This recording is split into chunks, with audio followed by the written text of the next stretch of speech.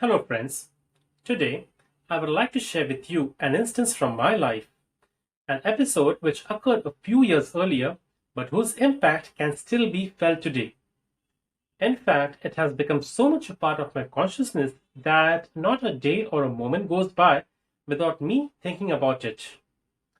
So, it occurred in the year 2012 when I started working for a bank. The pay was decent, and I kind of liked the work initially. And after a few months of working in the bank, I felt that maybe I should also contribute to the household expenses, thereby lessening the burden on my parents.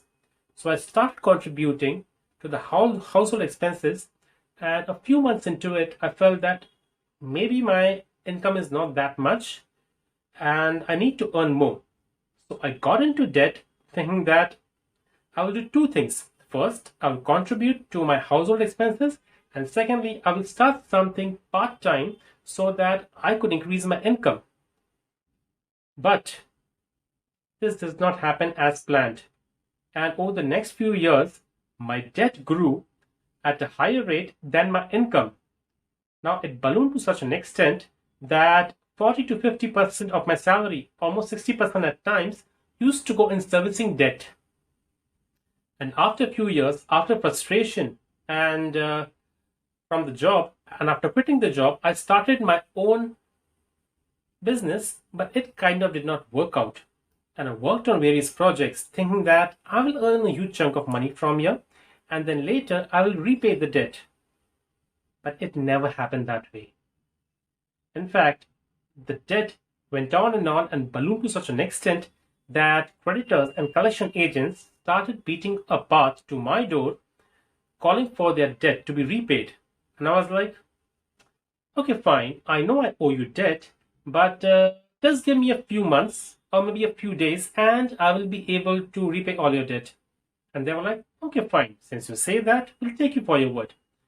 But days went into months and months into years, and I was not able to pay them even one penny. So much so that after a few months and years, my credit report has gone for a toss. So when I went to bank to ask for more loans because they wanted to start a business, the bank outright rejected me, telling me that you had unpaid debts, and unless you clear that, we will not give you further debt to start your business. And I was in a soup. I didn't know what to do. It was like a chicken and egg story. Should you pay your debt first? But for that, you need income. But to generate income, you need debt. So it's like I was in a quandary. But a few months later, I started teaching English online and I felt good about it.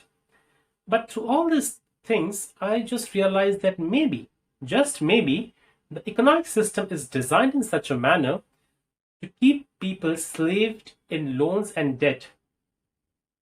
Because if you just think about it, whatever you want in life, whether it's house or a car or anything expensive or worthwhile, you have to get into debt. And almost everyone is in debt and loans.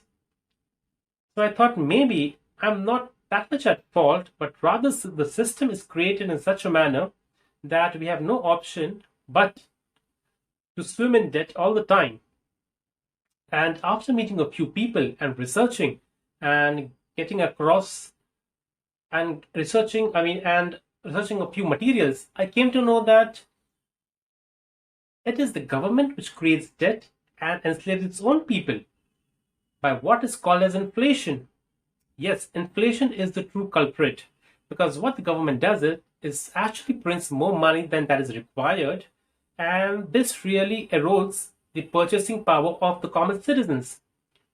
To give you an analogy, just think of someone who puts hands into your pocket or your bank accounts and who takes money without your permission. How would you feel? You would feel angry, right?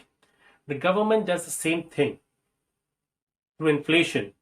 But all of us are taught since school and college days that inflation is good for the economy, for the people, and a little bit of inflation is needed to gain prosperity. But that's not the case. It is all humbug.